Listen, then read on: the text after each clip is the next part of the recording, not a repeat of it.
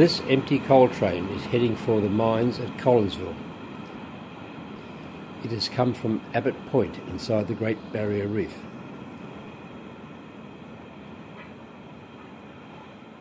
Collinsville is a proud old mining town built on underground coal mining. But recently things have been changing. Huge open-cut mines are eating up the landscape and everything that stands in their way. The line of trees marks Coral Creek, and underneath it lies a fortune in coal which the miners want. They plan to dig a new creek and divert the water into it.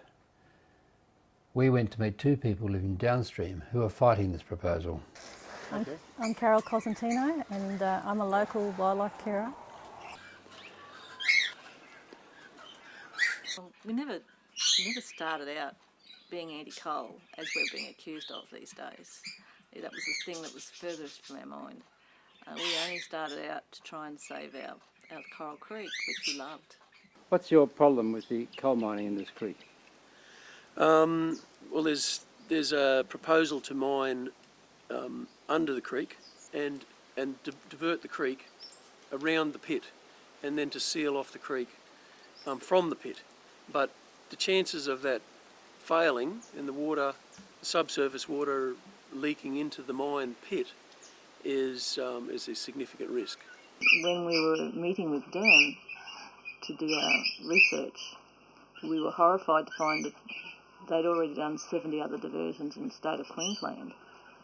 And as we did further research, they couldn't provide us with any information as to the success of those diversions, which concerned us greatly.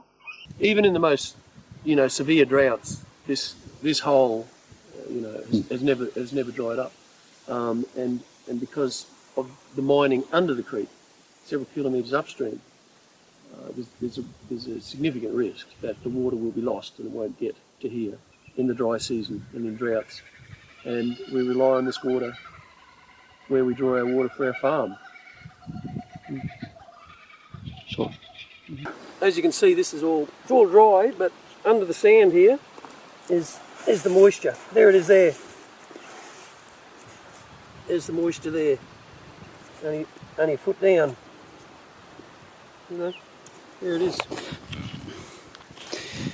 About 3 years down the track, they put forward a proposal to divert the creek so that they could mine it, because the coal was close to the surface, it was easy to get at.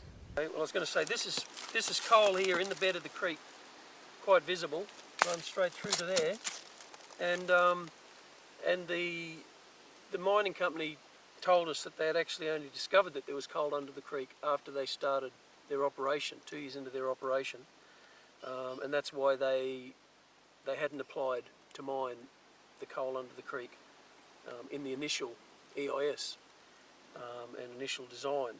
And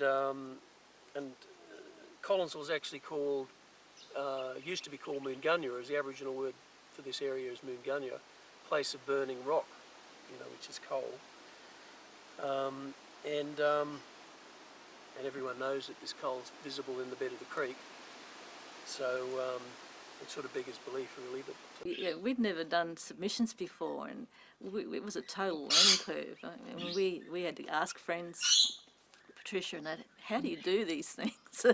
And went to when they had the politicians in Proserpine and spoke with them, and then we got the mine submissions and read through them, and when you start to read and research their applications, then you start to find things in them that are not right, that don't ring true. Yep. You've got to read the words and make out, what they mean, and it just got worse and worse as we went along to find out what they were doing and how they planned to do it. They just put the mining companies just put the bare essentials of what they want, and if they can get away with it, then that's great.